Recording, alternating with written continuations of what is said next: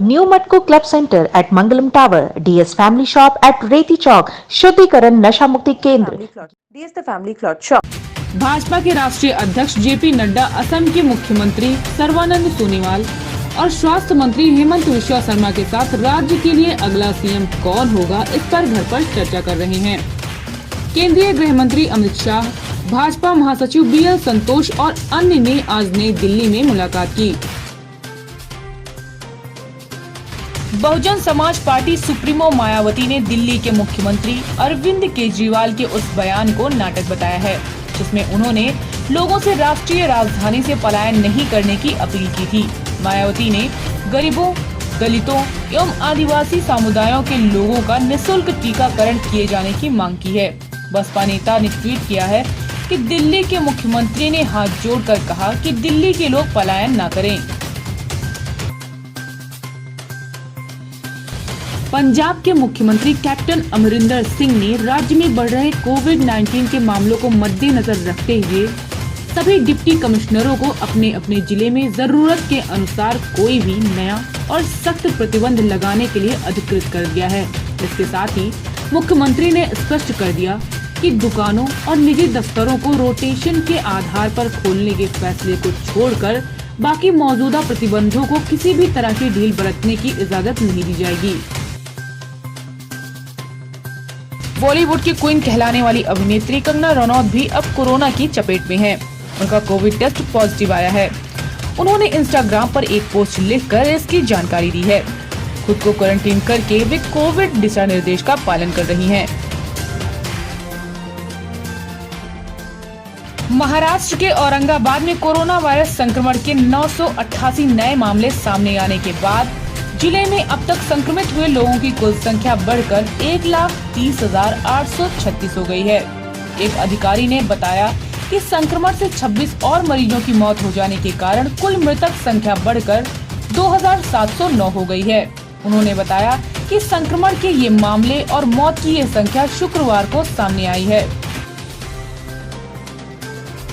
गौतम बुद्ध नगर में कस्बों और गांवों में कोविड-19 के तेजी से फैल रहे प्रकोप के मद्देनजर बेहतर स्वास्थ्य सुविधाएं उपलब्ध कराने के प्रयास किए जा रहे हैं। एक अधिकारी ने शनिवार को बताया कि जरूरी दवाएं मुहैया कराने और संक्रमण की जांच कराने के लिए कई केंद्र खोले गए हैं। मुख्य चिकित्सा अधिकारी डॉक्टर दीपक अहोरी ने बताया कि ग्रामीण क्षेत्रों में स्वास्थ्य सुविधाएं बेहतर की जा रही हैं, जिसके तहत दवाइयां एवं ऑक्सीजन उपलब्ध कराने के साथ कोविड-19 जांच के लिए कई केंद्र खोले गए हैं। उन्होंने लोगों से अपील की है कि संक्रमण के लक्षण दिखाई देने पर तुरंत जांच कराएं तथा संक्रमण पाए जाने पर स्वास्थ्य विभाग से संपर्क कर दवाइयों का किट हासिल करें। राष्ट्रीय स्वयंसेवक संघ ने पश्चिम बंगाल में चुनाव बाद हिंसा की निंदा करते हुए शुक्रवार को कहा कि चुनाव परिणाम के तुरंत बाद राज्य में अनियंत्रित तरीके से हुई राज्यव्यापी हिंसा न केवल निंदनीय है बल्कि पूर्ण नियोजित है तथा लोकतंत्र की मूल भावना के विपरीत भी है। पश्चिम बंगाल में 2 मई को विधानसभा चुनाव परिणाम घोषित होने के बाद हिंसा की अनेक घटनाओं की खबरें सामने आई हैं। भाजपा ने तृणमूल कांग्रेस पर हिंसा का आरोप लगाया है और कहा है कि इन हिंसक घटनाओं में उनके कई कार्यकर्ता मारे गए और कई घायल हुए हैं। महाराष्ट्र के ठाणे जिले में कोविड-19 के 2,274 नए मामले सामने आने से जिले में अब तक संक्रमित हुए लोगों की कुल संख्या बढ़कर 4,84,769 हो गई।